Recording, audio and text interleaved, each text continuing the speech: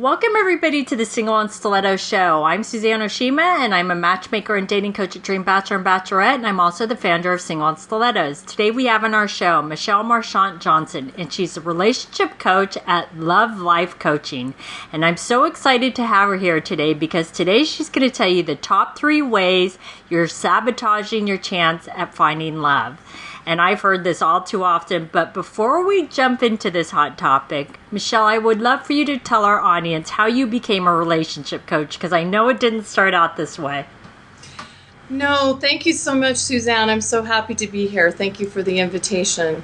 So I, like many of the people that work in this area of life, found my way to becoming a relationship coach through my own long and winding journey to love, full of drama, misadventures, and all kinds of interesting experiences. I used to joke around and say I was going to write a book called Dating for Decades, chronicling all of the experiences that I had out there in the world of dating.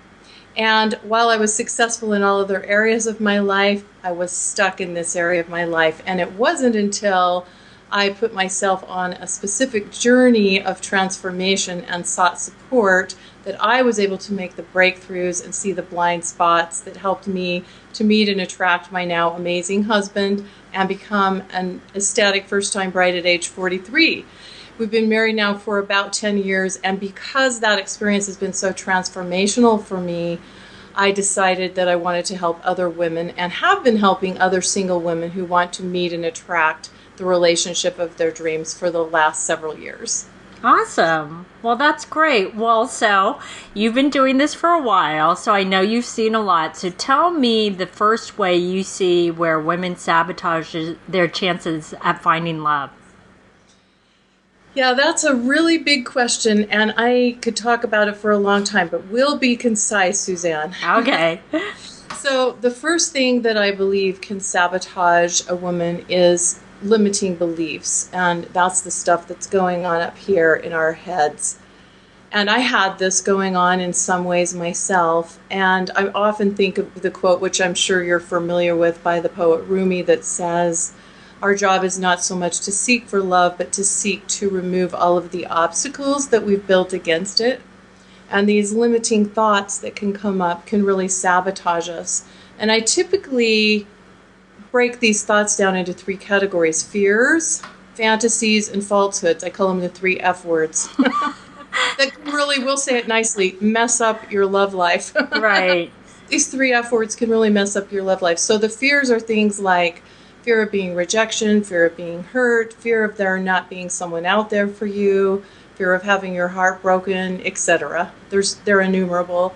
The fantasy area is typically where a woman is caught up in potential, believing in the potential of a situation or a man rather than looking at the reality of what it is. I think myself and many other women have invested in relationships or time with a man based on that potential, not the reality. And we can spend years of our lives caught in that trap. And then the third F word, falsehoods, these are the things that we have show up also as mind chatter, the voices that say things like, you're too old, you're too fat, you're not enough this, you're not enough that. All of the good ones are taken, etc. So those limiting beliefs, I think, can really stall a woman in her progress to love. Yeah, and I completely agree with you, Michelle, because I've seen it a lot with my clients too. And quite honestly, it happened to me in my 20s and 30s where those things would get in the way. And not until I faced those things was I able to turn things around. But I just want to point out, like, you're right. I've seen a lot of fears actually paralyze a lot of women where they actually don't move forward at all. And they actually block themselves from even getting out there. So those are some great points. So what's another way that someone will sabotage their chance at finding love? Well, another one is not exploring patterns that are showing up in relationships. So, there's the quote that says the definition of insanity is to keep doing the same thing over and over again and expect different results. But what often happens, particularly if you've been out there in the world of dating for a period of time, is we can start to see some patterns that might not be serving us well. And yet sometimes it can be hard to see the forest through the trees in our own lives, which is why myself and many other women have had to seek support. Because it's like we look in the mirror every day and we think we see ourselves clearly. It's kind of like we're not in that 360 mirror where we're seeing the side view or the rear view, as uncomfortable as that might feel. But having some support along those lines can help us to identify some of the patterns that may not be serving us well. You've heard women say this, Suzanne, I'm sure. I feel like I meet the same guy over and over again. Same patterns, same person, different face, right? Exactly. I hear that all the time. And like you talked about, Michelle, everybody has repeating patterns. I had them in my 20s and 30s, and not until I figured out what my repeating patterns were was I able to turn around my love life. Right, right. And we think we see these things sometimes, but I know for myself, it wasn't until I got support and had that that mirror, so to speak, all around me that I discovered some of the ways that I had been sabotaging myself.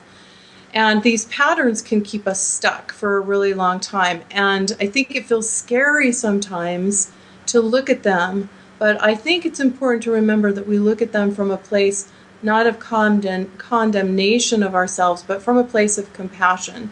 Because when it comes to love and relationships, we're simply trying to get one of our deepest needs met as human beings, right? Yeah. And so I say, let's just look at it from the point of view of curiosity and observation. And the amazing thing is once you discover some of these patterns, that oftentimes is the beginning, if not it's the beginning of a breakthrough, if not a breakthrough itself, just by seeing what's there. Once we have awareness of it and we shine the light in those dark corners, it can open up a whole new possibility. That is very, very true. I completely and wholeheartedly agree with you because it's actually the first thing that I do with my clients is going over their past relationship history to figure out what their patterns, blocks, and triggers are. So tell me what the third way a woman sabotages her relationships. Or finding love, I'm sorry. Right. Yeah, I think the third way is not being your own advocate for creating opportunity in your life. And I think this will probably resonate with you, Suzanne, in the work that you do as a matchmaker. So many of us grew up with the idea that the right person would just magically come along in our lives without any effort or intention on our part. Mm-hmm. That didn't happen for me, and it doesn't happen for many people. And I think where we get stuck here is that women don't want to feel like they're desperate or that they're out there doing the pursuing or that they're out there being scary because they're wanting to find a relationship so bad.